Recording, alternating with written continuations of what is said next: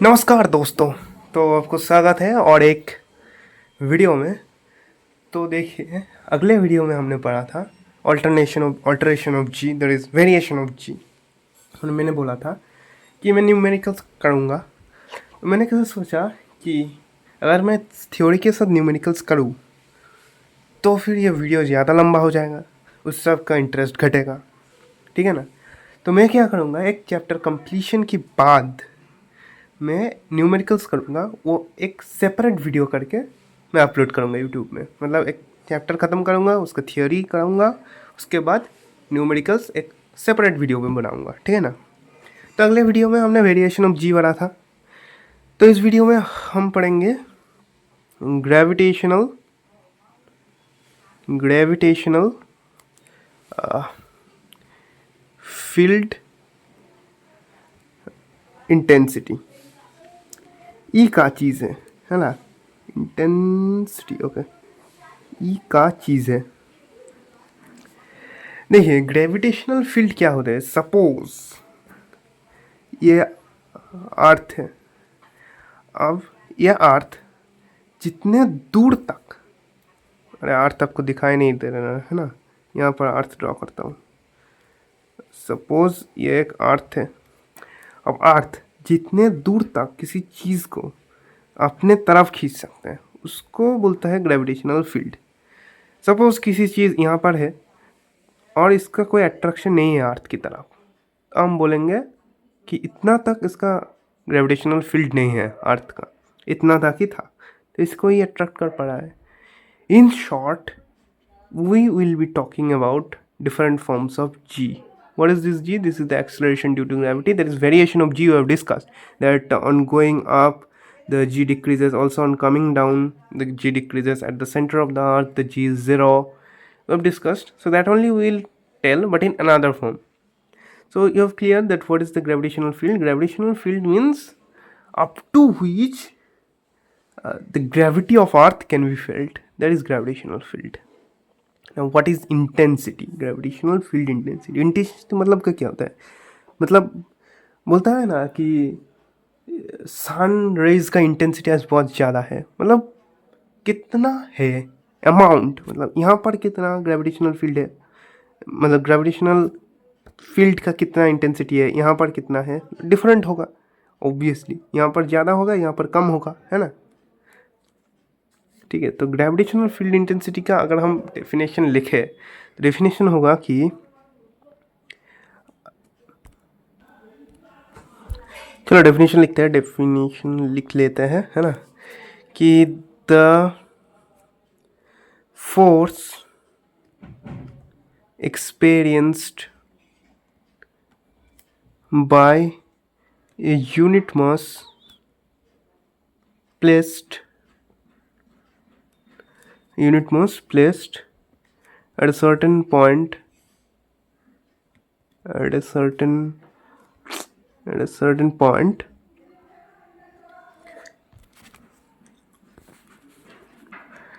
on the gravitational field,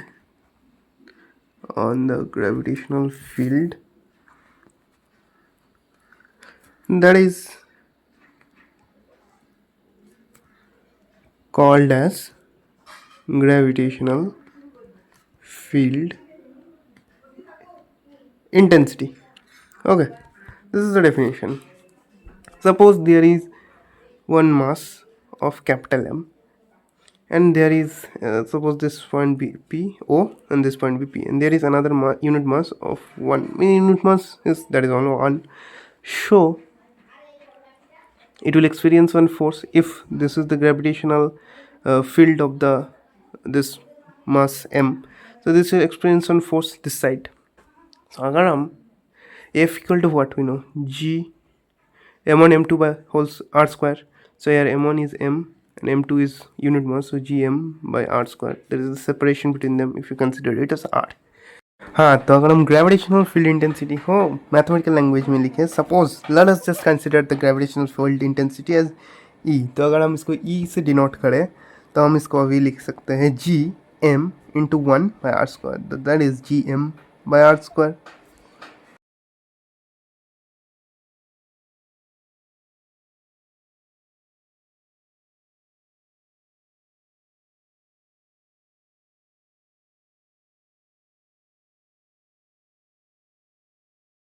Okay, this is the this what gravitational field intensity. Now let us just take out the unit of gravitational field intensity. E equal to G is what? Newton meter square per kg square, and m is what? Kg, and r is what? The distance, so it is meter square. So if you cancel this, you will get Newton per kg. Okay, this is the SI unit of gravitational field intensity. Now talking about the dimension of E. If we're talking about the dimension of E, suppose so we have gm by r square. What is the dimension of G? G's dimension, I think this is m L cube t to the power minus 2, and m dimension is, sorry, m inverse m divided by L square. This is the dimension, this is the dimension of what? E. Okay, so m inverse and m, it will get cancelled. L cube, so L cube and L square, it will be L to the power 1 and t to the power minus 2.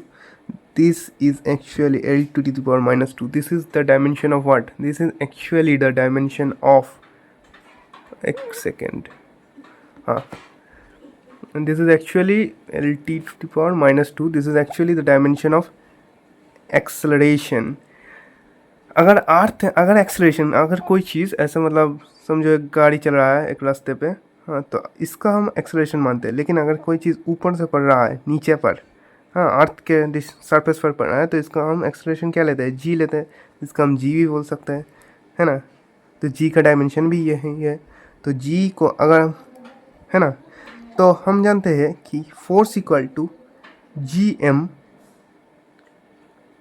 Small M by are square, ऐसा हम लिख सकते हैं, क्योंकि हम जानते हैं G M one M two by are square force equal to. और एक चीज़ हमको पता है कि स्मॉल जी इक्वल टू, हम फ्रिक्शन में पढ़े थे कि force equal to m into a, so acceleration equal to f by m. G भी एक्सलेशन है, that is acceleration due to gravity. इसको भी हम लिख सकते हैं F by M. That will be F we got G capital M small M by are square.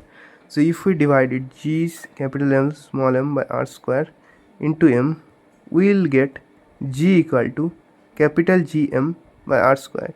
ये मैं वेरिएशन ऑफ g में भी पढ़ाया था, g equal to capital G M by R square, है ना. ठीक है, ये तो थोड़ा सा चीज़ में रफ कर दिया आपको समझने के लिए. आपको सिर्फ ये याद रखना है, और ये डायमेंशन ऑफ E याद रखना है. Dimension of E Lt to the power minus 2, that is equal to the dimension of acceleration और acceleration due to gravity. और ये जो ऐसा यूनिट है E का, न्यूटन पर केजी, ये भी याद रखना है. ठीक है ना. ओके, चलिए नेक्स्ट टॉपिक पे जाते हैं. ओके, हमारा नेक्स्ट टॉपिक है gravitational potential. Okay, gravitational potential E का चीज़ है. देखिए, पोटेंशियल का मतलब क्या होता है? पोटेंशियल का मतलब ऐसा नहीं कि घर वाले बोलते हैं कि हाँ मुझे पता है तेरे अंदर बहुत पोटेंशियल है, अगर तू पढ़ेगा तो बहुत कर पाएगा. पोटेंशियल मतलब काम करने की क्षमता, मतलब आपके अंदर कितना काम करने का क्षमता है. मतलब we can say that potential is nothing but the amount of work to be done in bringing some substance from infinity to such a point where the influence of another body will be present. जो मैं कहने का चाहता हूँ यह है कि suppose this is mass of capital M. Okay, it is present. Now at infinity, suppose at infinity another point is present, unit mass. Okay, now the gravitation, it's means gravitational field is up to A. इसको हमको यहाँ पर लाना है ना. इसको हमको यहाँ पर लाने तक कुछ काम नहीं कर पाएगा, लेकिन हम यहाँ पर लाने के बाद इसको अगर सपोज हमको यहाँ तक लाना है, suppose this is distance r and this is x, point B P, A तक हमको p तक, ए से p तक लाना है हमको किसी चीज़ को, तब कुछ तो वर्क करना पड़ेगा, तभी हम उस चीज़ को ले पाए, मीन्स यहाँ तक, यहाँ से यहाँ तक ले जाएंगे, है ना. तो वो क्या वर्क करना पड़ेगा, वही आपको ढूंढना है. उससे पहले ये जो ग्रेविटेशनल पोटेंशियल है इसका डेफिनेशन एक बार लिख लेते हैं, है ना। चलिए डेफिनेशन लिख लेते हैं, और डेफिनेशन बहुत ही सिंपल है ना। मैंने पहले ही बता दिया आपको। देखिए, द अमाउंट ऑफ वर्क कुछ कुछ जगह पर है ना, मेरा हाथ पे फोकस हो रहा है कैमरा, इसीलिए यहाँ पर इस खाते पर फोकस नहीं हो रहा है, तो वो थोड़ा सा देख लेना आप। हाँ, the amount of work done required to move unit mass from infinity to a certain point on the gravitational field that is only called as gravitational potential. Okay, आपको दिख नहीं रहा है ना, अभी शायद से दिखेगा। हाँ, ई डेफिनेशन है, ई वाला, ये इन्फिनिटी का साइन है। This is the definition of gravitational potential, the amount of work done required to move unit mass from infinity to a certain point on the gravitational field is called as gravitational potential. अगर आप objective type question exam दे रहे हैं तो ये definition याद रखने की कोई जरूरत नहीं है। अब जस्ट चीज़ समझ लीजिए ना कि यहाँ से आप इन्फिनिटी से किसी चीज़ को एक ग्रेविटेशनल फील्ड के एकदम लास्ट पॉइंट पे रख रहे हैं किसी चीज़ को, तब आपको कोई वर्क नहीं कर पा रहा है, मतलब कोई वर्क आपको you don't have to do any work, है ना। लेकिन इस ए पॉइंट से आपको किसी भी पॉइंट पे जाना है इसकी ग्रेविटेशनल फील्ड के अंदर, तब आपको कुछ वर्क करना पड़ेगा, and that work is called gravitational potential. Definition में वही बता रहा है कि the amount of work done required to move unit mass from infinity to a certain point on the gravitational field is called as gravitational potential. मतलब यहाँ से यहाँ तक आने के लिए आपको जो काम करना पड़ेगा, या फिर यहाँ से यहाँ तक आने के लिए आपको जो काम करना पड़ेगा वही आपको पूछेगा, है ना। मतलब देखो, अब एक चीज़ समझो, यहाँ से यहाँ तक एकदम ए से पहले, जस्ट पहले आपको मतलब आप इस चीज़ को यहाँ तक यहाँ से लाए, इसके रेस्पेक्ट में, इस कैपिटल एम के रेस्पेक्ट में आपको कुछ काम नहीं कर पाया, मीन्स आप you don't have to do any work, है ना। लेकिन इस आप अगर इन्फिनिटी से ए तक ले रहे हैं तो उसके लिए आपको कुछ काम करना पड़ेगा, और अगर आप ए से पी तक ले रहे हैं तब भी आपको काम करना पड़ेगा, और अगर आप इन्फिनिटी से पी तक ले जा रहा है तब भी आपको काम करना पड़ेगा। मतलब मेरा मतलब बोलने का मतलब यह है कि आप ग्रेविटेशनल फील्ड के अंदर इस एम का अब कुछ भी किसी चीज़ को ले जा रहा है उसके लिए आपको काम करना पड़ेगा। लेकिन आप इन्फिनिटी में रह गए, मतलब इन्फिनिटी में कुछ चीज़ है, आप ग्रेविटेशनल फील्ड के बाहर कुछ काम कर रहे हैं उस सब्सटेंस यूनिट मास को लेकर, तो उसके लिए आपको कोई काम करना नहीं पड़ेगा। मतलब उसके लिए हम काम कैलकुलेट नहीं करेंगे according to the mass M. Okay okay, हाँ, तो ये तो आपको समझ गया। लेकिन ये जो काम कर रहे हैं, तो ये काम कितने कर रहे हैं ये हमको निकालना पड़ेगा। वर्क का फॉर्मूला क्या होता है? Work equal to force into displacement, है ना। ये होता है वर्क का फॉर्मूला। थोड़ा सा जूम कर देते हैं। सो एंड ग्रेविटेशनल फोर्स का फॉर्मूला क्या होता है? F equal to G M one M two by R square.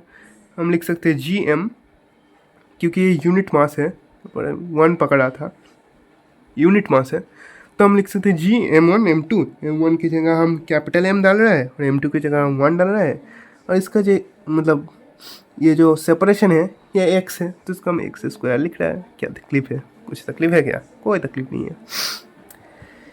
है ना। इतना तक इसका ग्रेविटेशनल फील्ड है, और यहाँ तक हमको इन्फिनिटी से पी पॉइंट तक हम ले जा रहे हैं, समझे ना आप?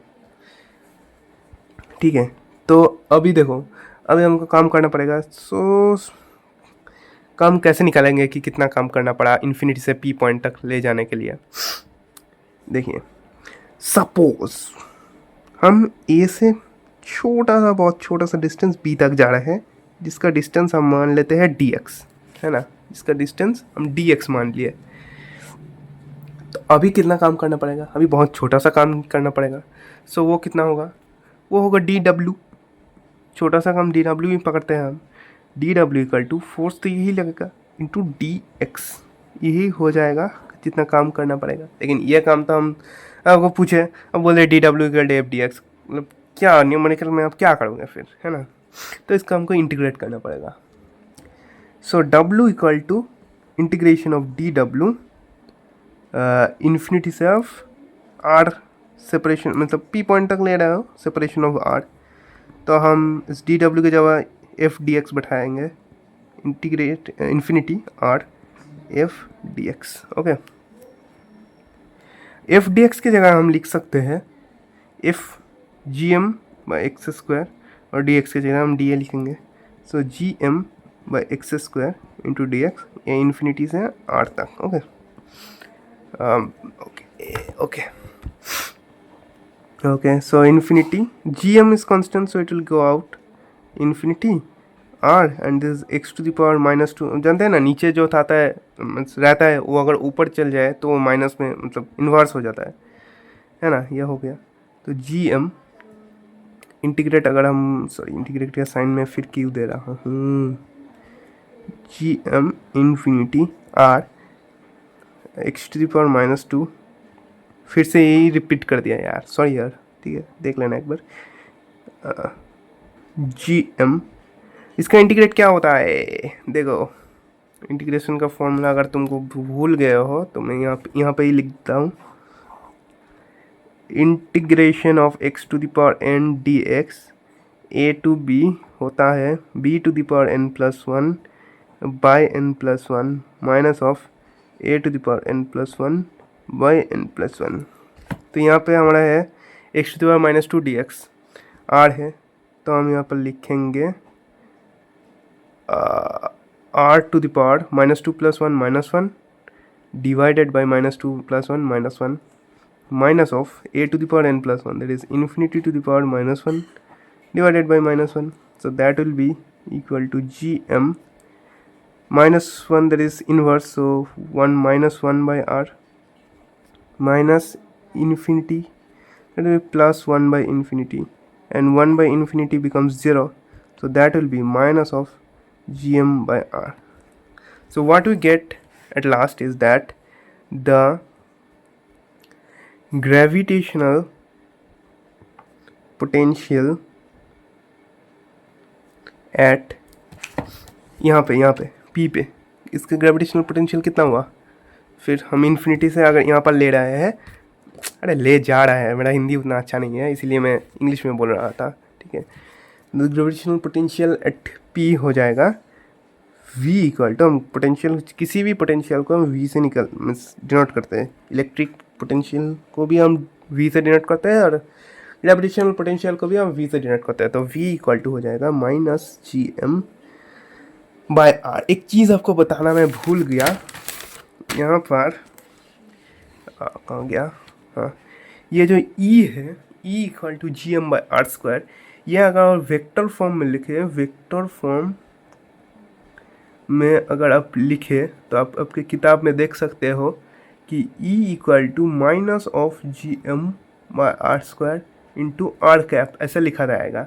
ये माइनस क्यों है पता है, that is nothing but the attractive force, ये E एट्रैक्टिव फोर्स है इसीलिए यहाँ पे माइनस दिया हुआ है।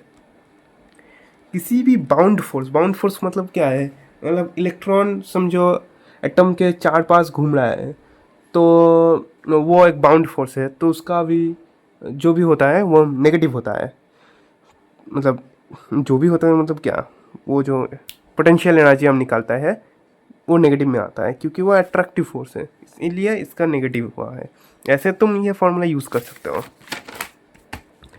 तो इसके लिए भी gravitational potential at P we consider दिए V equal to -gm by r, इसको याद रखना, अच्छा फॉर्मूला है। अब एक चीज़ करते हैं, चलो इस V को हम डिफरेंशिएट करता है with respect to the distance, there is the separation between this, there is this distance r के साथ हम डिफरेंशिएट करेंगे तो आ जाएगा dv by D R equal to -gm, तो this is constant, so it will get out 1 by r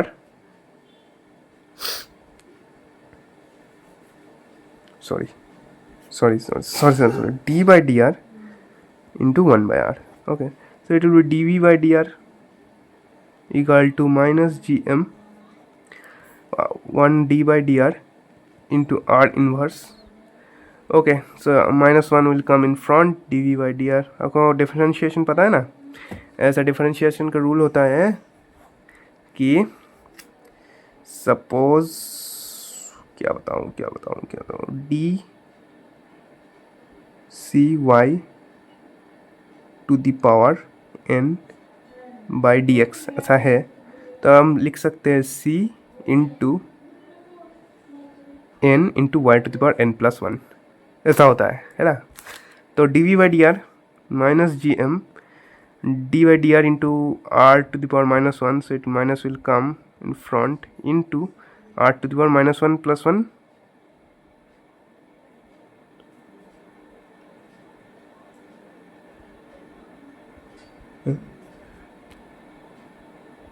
Oh, sorry, mistake. ये होता है c into N Y for n minus 1, so r to the power minus 1. Okay, so that will be dv by dr equal to plus gm into r to the power minus 2, that will be gm by r square, which is equal to e. इस dv by dr को हम पता है क्या बोलते हैं? इसको बोलते हैं हम पोटेंशियल ग्रेडियंट, यानी कि ई को हम क्या बोला थे? ई को हम बोले थे ग्रेविटेशनल फील्ड इंटेंसिटी। तो यहाँ से हमको एक चीज़ मिलता है कि हम अगर ये जो ग्रेविटेशनल पोटेंशियल है इसको हम अगर डिफरेंशिएट करें with respect to the distance, we get the gravitational field intensity.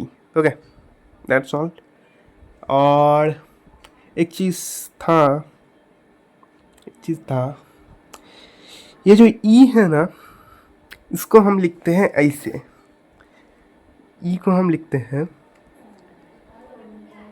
We. पता है ये क्या है? ये है लैप्लेशियन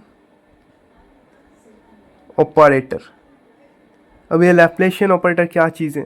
देखिए, लैप्लेशियन ऑपरेटर क्या करता है, जो भी स्केलर क्वांटिटी है ना उसको वेक्टर क्वांटिटी में कन्वर्ट करता है। मतलब ई जो है, ई एक्चुअल में स्केलर क्वांटिटी है, तो इसको हम वेक्टर क्वांटिटी में कन्वर्ट करना चाहते हैं, इसीलिए हम भी मतलब इस क्या कहते हैं इसको, लैप्लेशियन ऑपरेटर को लाता है ना। अब ये लैप्लेशियन ऑपरेटर क्या है एक्चुअल में, क्या? तो ये Laplacian operator is nothing but d y d x of i cap plus d y d i j cap and d y d y of d y d z of k cap. Okay, Laplacian operator का यही मतलब है। और हमको तो मिल गया कि ये जो ग्रेविटेशनल फील्ड इंटेंसिटी है that is actually the differentiation of this gravitational potential. So इसको हम अगर इससे मल्टीप्लाई करें तो सही है भाई, हमको मिला तो मैथमेटिकली तो हम ये लिख ही सकते हैं, है ना, क्योंकि लैप्लेशियन ऑपरेटर को हम पहले इस तरह डिफाइन कर दिया है ना। तो यही है भाई, इसको हम और एक तरीके से लिख सकते हैं कि E equal to D V by D X I cap plus D V by D Y J cap plus D V by D Z K cap, है ना।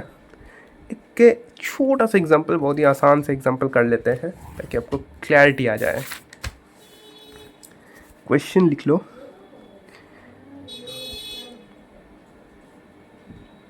ग्रेविटेशनल पोटेंशियल दिया हुआ है कि ग्रेविटेशनल पोटेंशियल एट पॉइंट, चलो v equal to दिया हुआ है 3x² plus 5yz minus 2xy, और बोला है कि e फाइंड करने को बोला है एट 1,1,1। ओके, तो इसको कैसे करेंगे भाई? अभी तो पढ़ा, उससे ही कर लो, यही बोलोगे आप। हाँ भाई, आपको क्लैरिटी देने के लिए कर रहा हूँ, है ना। चलिए, सो इसको पहले डिफरेंशिएट करते हैं। D V by D X कितना आ जाएगा? d3x² by dx plus d5yz by dx minus d2xy by dx. ये कितना आ जाएगा 2 and it will be 6 it will be 6 and x to the power 2 minus 1, so it will be 6xy. Here no x, so no value, and here d, so it will be minus 2y. Now next term, हाँ तो इसको dv by dy कर लेते हैं. dv by dy कितना आ जाएगा, और ये डायरेक्ट कर लेते हैं. हाँ, dv बाई dy देखो 3x² y को अगर हम डिफ्रेंशिएट करेंगे, ये तो पूरा कांस्टेंट है, तो y का y टू द पावर 1 है. अगर 1 बाहर आ गया तो 3x² ही बैठेगा, और y to the power 1 minus 1 कितना हो जाएगा 0. So y to the power anything to the power 0 is 1, so 3x². Here it will be 5z. This is very simple. Y to the power 1 minus 1 is again 0, and 5z is constant, so that will be 5z. And here if you see that again 2x. और dv by dz कर लेते हैं. चलिए, ये आपको करना चाहिए भाई, कर लो पॉज करके.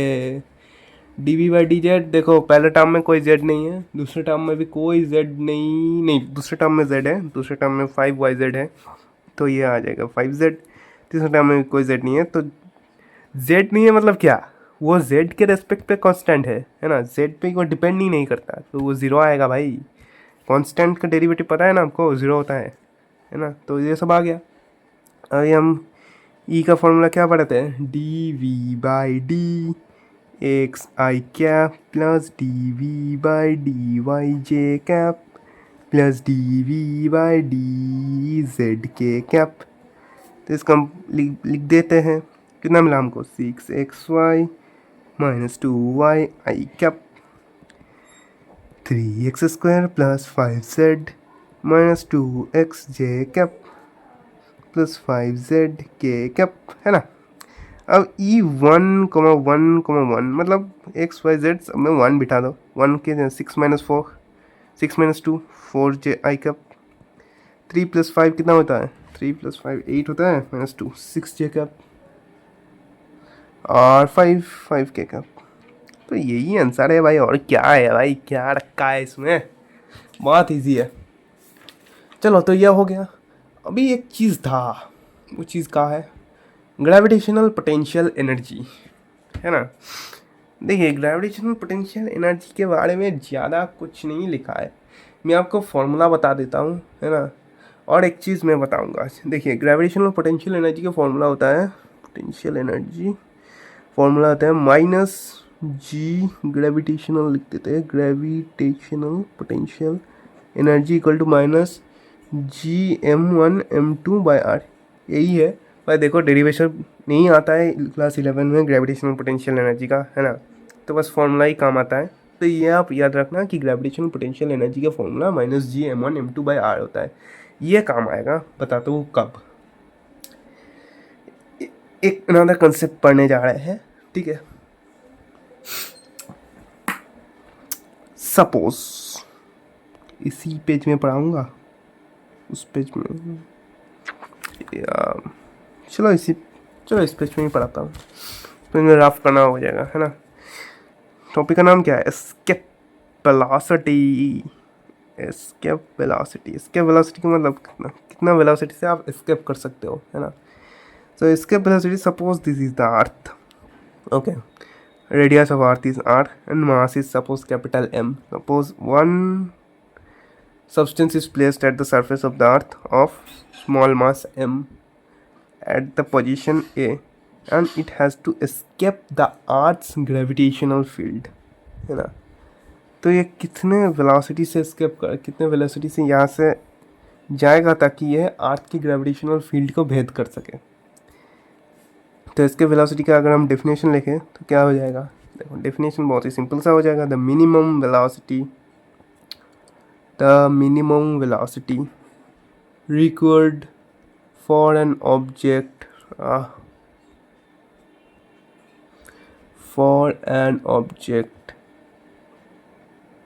located at the planet's surface so that it just escapes the planet's gravitational field, that is called as escape velocity. Okay, मतलब समझो यहाँ तक अर्थ का ग्रेविटेशनल फील्ड है, यहाँ तक। अब ये जैसे ही इसको एस्केप करेगा इसका वेलोसिटी ज़ीरो हो जाएगा, इसको कहते हैं एस्केप वेलोसिटी, है ना। So at the point A हमने पढ़ा था यहाँ पर, देखो कि potential energy equal to minus G M one M two by R. तो यहाँ पे इस पॉइंट ए पे कितना हो जाएगा potential energy at point A equal to minus G M small M by R. हमको पता है कि काइनेटिक एनर्जी कितना होता है, काइनेटिक एनर्जी हमको पता है हाफ एम बी स्क्वायर होता है। तो यहाँ पे कितना हो जाएगा हाफ एम, वेलोसिटी हमने वी ई लिखा है तो वी ई स्क्वायर हो जाएगा, यह हो जाएगा काइनेटिक एनर्जी। अब टोटल मैकेनिकल एनर्जी कितना होता है, potential energy plus kinetic energy, so total mechanical energy हो जाएगा half M V square minus G capital M small M by R, that will be the total mechanical energy. Now suppose it has to this mass has to cross the Earth's gravitational field, and suppose this point be named as B. So at the B, since it is located outside Earth's gravitational field, so their potential energy is equal to 0. Kinetic energy is obviously be 0 since velocity is 0. So we can say total mechanical energy is equal to G. Okay, so at the B, total mechanical energy equal to Z. We can say that.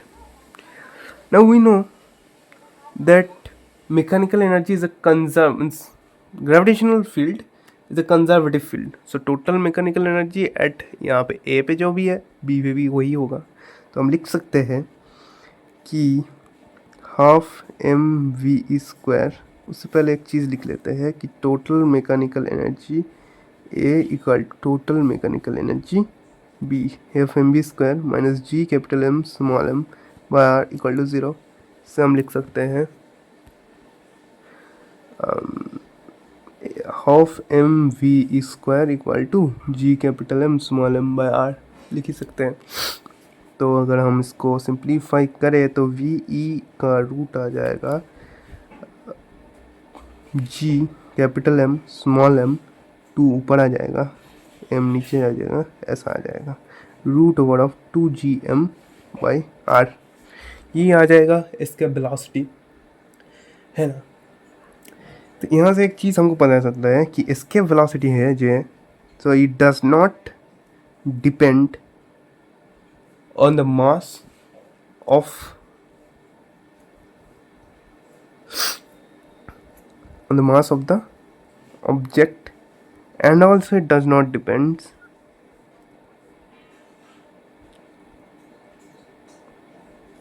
on the angle of projection.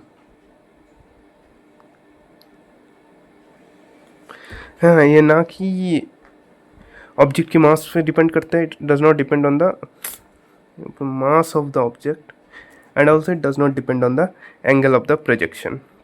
Okay, हमको एक चीज़ पता था कि शुरू में ही आपको बोला था कि G equal to capital G capital M by are square, ये मैं शुरू से ही आपको बोला था। अब देखो इसके वेलोसिटी जो है ये हमको मिला रूट 2gm बाय आर, है ना। अगर हम gm बाय आर मतलब, हाँ